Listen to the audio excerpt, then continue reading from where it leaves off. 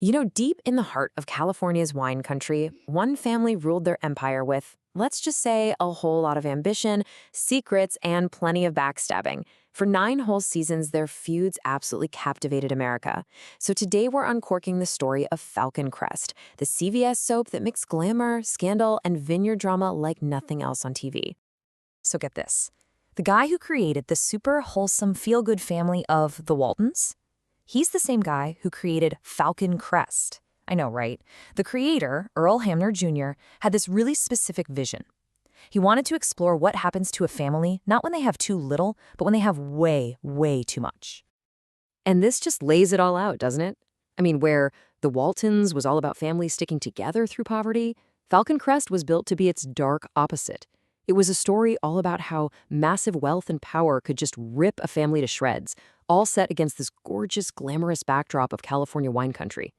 So you gotta understand, this wasn't an accident. It was a total experiment in TV drama. Now, Hammer's first version of the pilot was actually a much quieter family drama called The Vintage Years. But CBS, well, they saw an opportunity. Dallas was an absolute ratings juggernaut, and they wanted another powerhouse to follow it on Friday nights. So the note came down: retool it, inject a lot more scandal, and give it that addictive primetime soap opera feel. And just like that, the pilot was reshot, the cast was tweaked, and Falcon Crest, as we know it, was born. And believe me, they put their money where their mouth was. We're talking $1 million per episode. I mean, that's a huge budget for the early 80s, and you could see every single penny on screen. From the ridiculously lavish sets to all the on-location shooting in Napa Valley, the show was just designed to look and feel expensive. It totally captured that whole era of excess. But let's be real, the show's success wasn't just about money and beautiful scenery. No, it was built around one of the most unforgettable and formidable characters in the history of television. Oh, Angela Channing. She was the sun that the entire twisted solar system of Falcon Crest revolved around. She was played by the legendary Oscar winner Jane Wyman, and Angela was just ruthless, brilliant, and completely obsessed with protecting her family's legacy, even if it meant she had to destroy her own family members to do it. And what's so fascinating is how much Jane Wyman herself shaped this character. The network was actually worried Angela would just be a carbon copy of J.R. Ewing from Dallas. But Wyman? She put her foot down. She insisted that her character had to have more depth. She really fought to make sure that underneath that iron fist, you'd see these little flashes of vulnerability and even love. And that's what made Angela such a complex and, honestly, a much more compelling villain. Of course, Angela wasn't alone. She was surrounded by a cast of characters who were just as memorable. You had her nephew Chase, the good guy, always fighting a losing battle against her corruption. Then there was her playboy grandson Lance, always caught between his own ambition and his grandmother's tight grip. Oh, and the scheming Melissa Agretti, who married into the family purely for power. And you can't forget the ultimate rival, Richard Channing, the illegitimate son who shows up to claim his piece of the empire. I mean, these rivalries, they were the engine that kept the show running for years. So, with all the players in place, the show just leaned right into what the 80s did best: pure, glorious, over-the-top excess. This is really where Falcon Crest found its groove and became a true TV phenomenon. CBS put it right after Dallas on Friday nights, and boom, Falcon Crest became an absolute ratings monster. For 3 straight years in the mid-80s, it was a top 10 show. We're talking millions and millions of people tuning in every single week to see who was stabbing who in the back out in Tuscany Valley. It was true appointment television. You just didn't miss it. And a huge, huge reason for that success was the show's absolute mastery of the season-ending cliffhanger. And these weren't just, simple little questions. No, these were epic, insane events. You had a murder mystery that ends with a coffin being lowered into the ground, but we have no idea who's inside. A plane crash with almost the entire main cast on board, and an earthquake that literally tore the valley apart. Can you imagine? Audiences had to wait all summer long to find out who lived and who died. And if that wasn't enough, the show became this hot destination for Hollywood legends.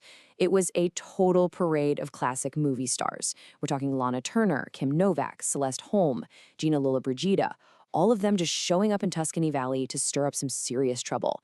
It just gave the show this extra layer of prestige and glamour that its rivals couldn't always touch. But you know how it goes. Like all great dynasties, the reign of Falcon Crest couldn't last forever. As the 80s were winding down, the TV landscape was changing, and the show, well, it started to stumble. Oof, by 1989, the tide had completely turned. And you know things are bad when a headline like this comes from Soap Opera Digest. I mean, this is the magazine for the show's biggest, most dedicated fans. It had to be a devastating blow. It basically meant that the audience that had loved the show so much felt that it had just completely lost its way after some key actors left and the storylines got, well, pretty bizarre. And the numbers, they really tell the whole story.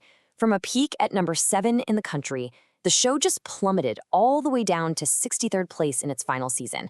The departure of core characters like Chase and Melissa, plus the fact that audiences were shifting towards sitcoms and more realistic shows, it was just a fatal combination. I mean, just think about that for a second. By the show's final year, only Angela, her grandson Lance, and her daughter Emma were left from that original cast. And to make things even worse, Jane Wyman herself was gone for most of that season because of health issues, so they wrote Angela into a coma. The heart of the show was literally in a coma. The end was definitely near. But, despite its messy finish, the show left behind an incredible legacy, and it managed to go out with a moment of pure, absolute class, all thanks to its iconic star. So, Jane Wyman came back for the final 3 episodes, and for Angela Channing's very last scene, she delivered this beautiful, poignant monologue while looking out over the vineyards. But here's what makes it so special. Wyman wrote the words herself. It was her personal goodbye to the character, to the show, and to all the fans. It brought 9 years of drama to a perfect, unforgettable close. And really, this is why Falcon Crest is still remembered so fondly. It carved out its own perfect little space in pop culture. It wasn't the dusty, oil-rich world of Dallas, and it wasn't the totally unhinged shoulder-pad-wearing spectacle of Dynasty.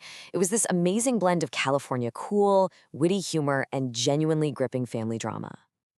For almost a decade, Falcon Crest proved that primetime soaps could be both incredibly glamorous and ruthlessly dramatic.